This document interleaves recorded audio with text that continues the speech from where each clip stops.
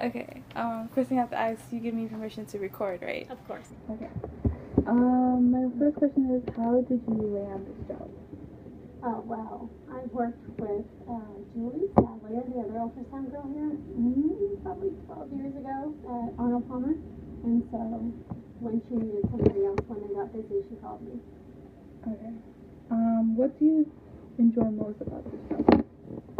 About doing ultrasound or about this job specifically? Doing ultrasound. I think you get a real satisfaction out of, helping the patients, getting to know them.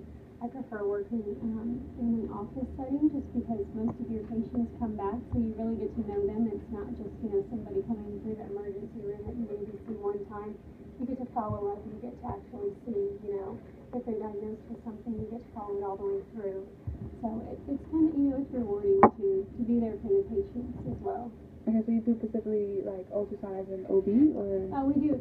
Here we only do OBGYN. Okay. What do you like most about it? Fibroids. Hundreds and hundreds of fibroids. Oh, you'll find out. You just wait. You just wait. That's something you can look up. What's your yearly salary? I hear a lot of people get paid like 40 and then some get 60. Well, we get paid differently here. We get paid per patient, so it depends on how many patients we see. Okay. So last year was over 100,000. 100,000 yearly? Oh, that's not bad. Everybody's been telling you like... It depends on where you work, what your experience is. I've also been doing this for a long time, so okay, so I'm not like fresh out of school either. Yeah, so what was your first year when you first started? I want to say I made like 16.30 something an hour, 14 years ago out of school. Not bad. So, but I mean that's not going right now. Fresh out of school, you should still make more than that now. Okay. What's your career pathway to this current job? Like, what did you do to get here? I did a little bit of everything actually. When I first started, I worked at a general hospital that did everything. And then shortly after that, I went and worked at Arnold Palmer, and I was at Arnold Palmer and Woody Palmer for a while. And then I went to private perinatologist office, so high-risk OB.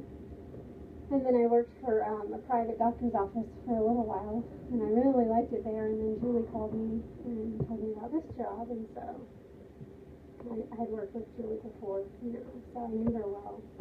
So I'm here. What was your plan B? Like, if you didn't become a sonogram technician? I did nursing first. So you did nursing? So you like to say it?